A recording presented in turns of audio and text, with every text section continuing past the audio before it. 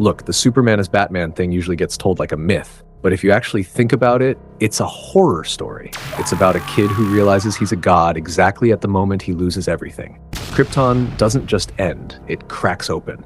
And in all that fire, there's this one tiny pod launched into the dark. No speeches, no capes, just a baby whose parents didn't want him to die. The pod hits Earth like a meteor, slamming into the dirt outside Gotham. Thomas and Martha Wayne are the ones who find it. Imagine that.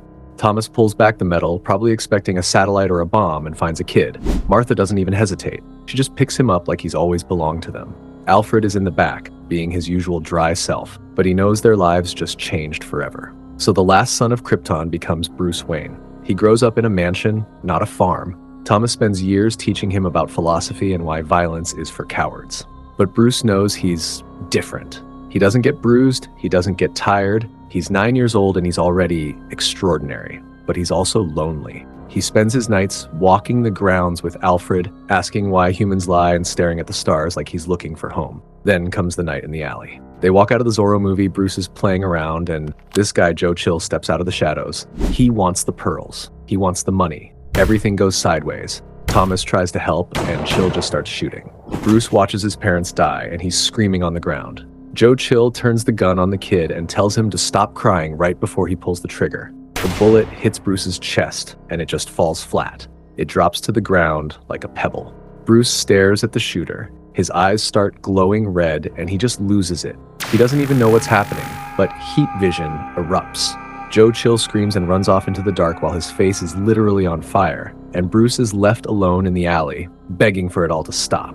The next morning, they find Chill's body. He's unrecognizable. Bruce grows up, but he's a ghost. By 21, he's a shut-in who sleeps all day and wanders the mansion at night. Alfred tries to get him to eat breakfast at 9 p.m., trying to keep him tethered to reality with his trademark sarcasm. But Bruce is obsessed. He has a locked room full of crime clippings. He's trying to understand the world that killed his parents. One night, burglars break into the manor. They take Alfred hostage, and Bruce just snaps.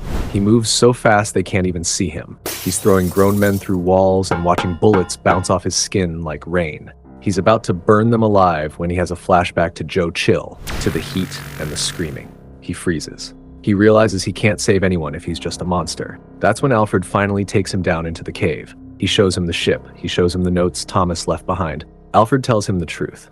You aren't from here. Bruce looks up at the bats swirling in the dark, and for the first time, he stops pretending he's small. He finally knows who he is, not a god, not a monster, something else. Then let them see me in the dark, he says. That's the night Bruce Wayne decides to become Batman. 2 months later, crazy situation. Sniper on a roof, 45 years old, divorced, angry at the world.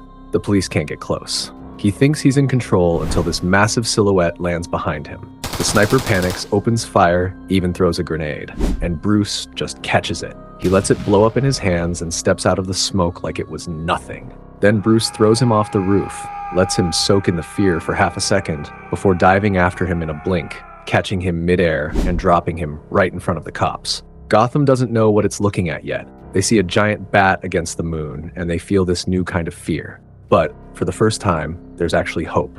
Because this Batman doesn't break, he doesn't bleed, and he's finally figured out that his power isn't for killing, it's for making sure no other kid has to sit in an alley and watch the world end.